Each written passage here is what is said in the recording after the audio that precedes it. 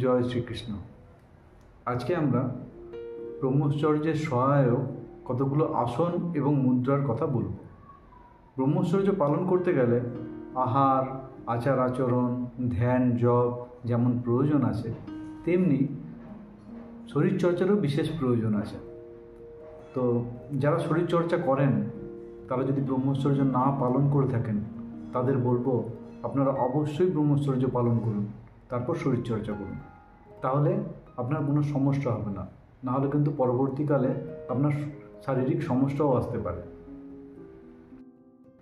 আসুন তবে আমরা জেনে নিই কোন কোন আসন ব্রহ্মচর্যের সহায়ক।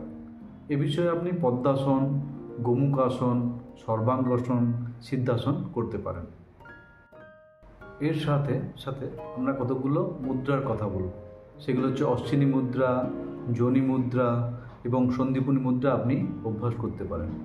এগুলো আপনারা ব্রহ্মচর্য বিজ্ঞান বই, যেটি গীতা প্রেস গোরখপুর থেকে প্রকাশিত হয়, সেই বইটি পড়লে পেতে পারেন। জীবনে বড় কিছু করতে চাইলে অবশ্যই ব্রহ্মচর্য পালন করুন, এটাই আপনাকে সাফল্য এনে দেবে। আপনি যদি অখণ্ড ব্রহ্মচর্য পালন করতে না পারেন, তাহলে বারে বারে করুন, কম সময়ের জন্য করুন।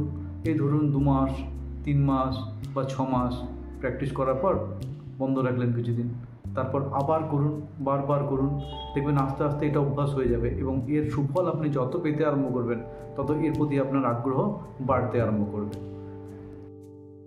আসুন জেনে নিই যাদবপুরের যক্ষ্মা হাসপাতালের একটা সমীক্ষার কথা। সেখানে কিছু ছেলে অকপটে স্বীকার করেছে তাদের যক্ষ্মা রোগের কারণ হলো মাত্রাতিরিক্ত বীর্যপাত। এর ফলেই তাদের এই রোগ হয়েছে এবং পরবর্তীকালে তারা যখন এটা বন্ধ করে দিয়েছে, তাদের আরোগ্য লাভে খুব সহায়তা হয়েছে এটা। অর্থাৎ তাহলে বুঝতেই পারছেন, শরীর থেকে এই যে আমাদের মূল ধাতু বেরিয়ে যাচ্ছে, যা আমাদের ক্ষয় ডেকে আনছে, আমাদেরকে মৃত্যুর দিকে ঠেলে দিচ্ছে।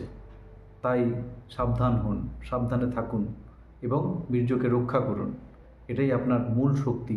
এই শক্তির সাহায্যে জীবনে সাফল্য আসুক।